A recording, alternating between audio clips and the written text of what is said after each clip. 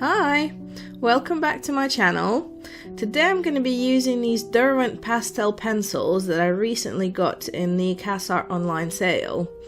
And I was trying to figure out what to draw, and I came across this Instagram account with a lot of cat photos, and you know how much I love drawing cats, so cats it is. Now, because this is a rather large pastel matte paper, this is just slightly bigger than A4, they have funny sizes, but I decided to do the base layer with pan pastels, just because last time I did this size drawing with just pencils, it took me about 5.5 hours.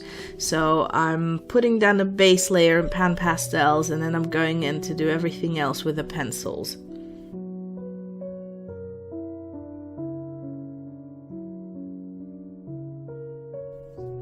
I'm putting this layer down very thinly, and even though the details don't matter at this stage, I'm still putting down my strokes sort of in the direction of hair growth.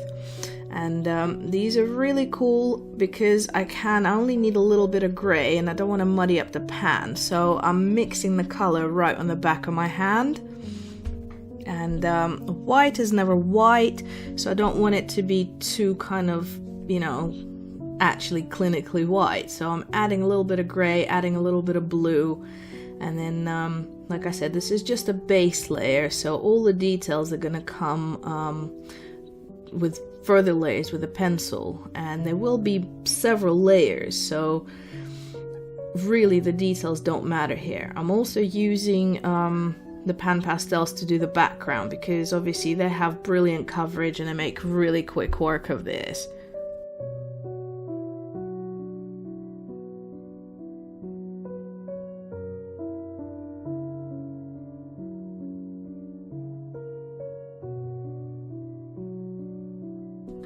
And now that the base layer is done, I can get on with trying out my new pencils. Now, Pastel Matte comes, they come in pads, but every sheet of Pastel Matte is covered by its own sheet of glassine paper, which is what I'm using to lean my hand on. It prevents smudging. It's really handy. I do actually have a separate roll of this stuff. It's absolutely amazing, but I love that Pastel Matte actually sell their paper with this glassine sheet, so it's really cool.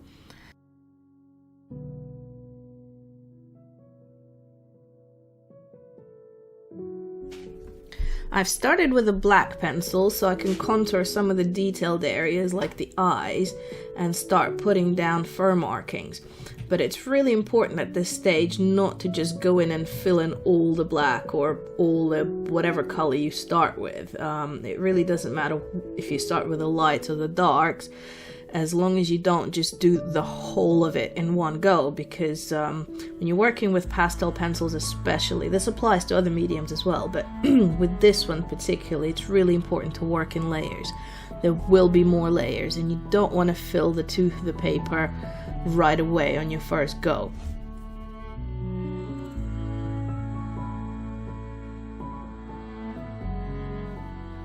Also, I'm paying attention to the direction of hair growth and, really importantly, the length of the fur. So where, for example, on the bridge of the nose, the hairs are really short, I'm doing very, very short strokes with my pencil. But above the eye, where the hair's a little bit longer, I'm letting myself do slightly longer strokes. And now I've gone in with a white pencil just to get the best kind of contrast. First really dark, then really light. And as you can see, I've selected here on the side a few other light colored pencils because, like I often say, white is never white. I do want to create the contrast first and then add different shades of white, as it were. I've got a kind of flesh tone white, a grayish white, and a bluish white. These will all look kind of white on the paper, but you might think, why don't I just do it all in white? But it makes a difference on the final picture when everything is in different tones, and you'll see at the end it makes a lot of difference to the final result.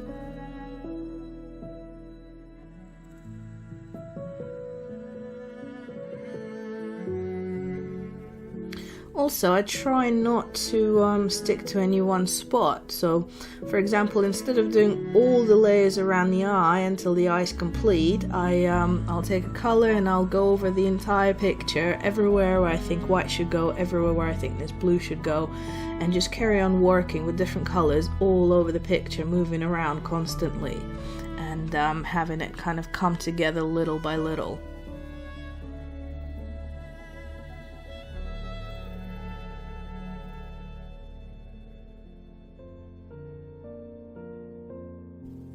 And now it's just a matter of building up these layers, so I'm just going to stop talking for a little bit and let you watch.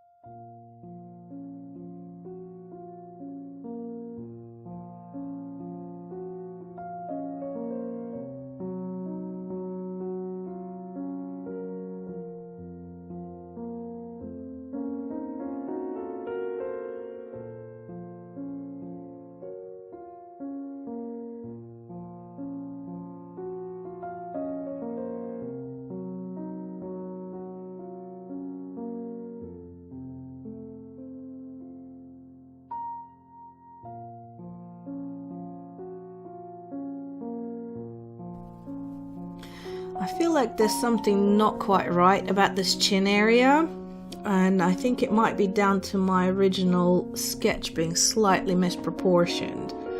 But obviously I'm working on pastel mats and you can't erase anything because the paper is very gritty, and using an eraser would damage the tooth of the paper and actually leave visible marks that may or may not be hidden afterwards. You might actually see this kind of, it's almost like flattening of the paper, so it'll stay visible through the pencil layers. It's not good. So I had to be very minimal with my original sketch, and sometimes this happens where as an artist you kind of get a sense that something's not quite right with your drawing, but you're not entirely sure what. So I find it helpful to step back and just work on a completely different area, something that I feel comfortable doing, and then come back to the area that you think needs fixing with a fresh perspective. Sometimes that's all it needs, and you will immediately see, oh, this needs to be, I don't know, higher, lower, wider, something. and sometimes you just need to kind of step back and take some more time away from it. Now I'm going to do the eyes because I love doing eyes and it relaxes me, and I'm going to come back to the chin later when I can see better how to fix whatever it is that needs fixing.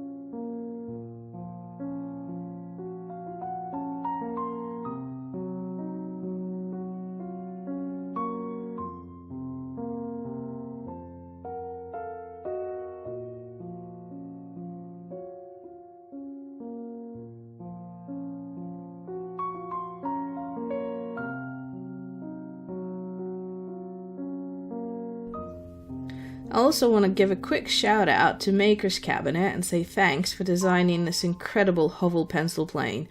I have not broken or chipped a single pastel pencil since I've owned one of these.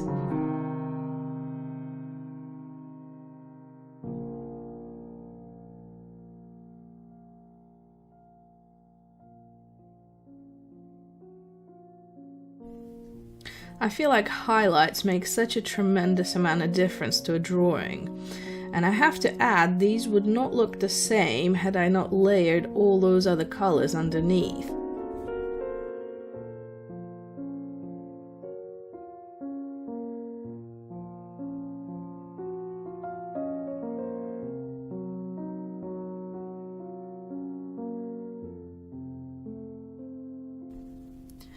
I think I've now figured out what I don't like about the chin. It's where the bottom lip meets the top of the mouth is almost a couple of millimeters back behind the central line of the mouth under the nose, which makes it look like it's got a bit of an underbite. So I'm just going to extend this, and also I think the chin itself needs to be lower, so I'm just going to lengthen the fluff down here. And I think that's actually starting to feel much better right away.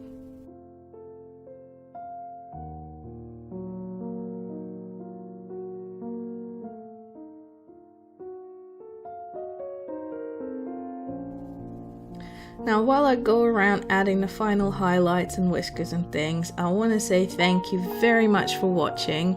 Please don't forget to leave a like if you've enjoyed this video. It really helps me to grow this very small channel. And also want to say a huge big thanks to anyone who signed up to support my channel on Patreon.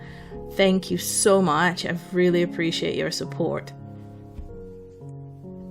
If you want to see more of my art, check out my Instagram, links below in the description.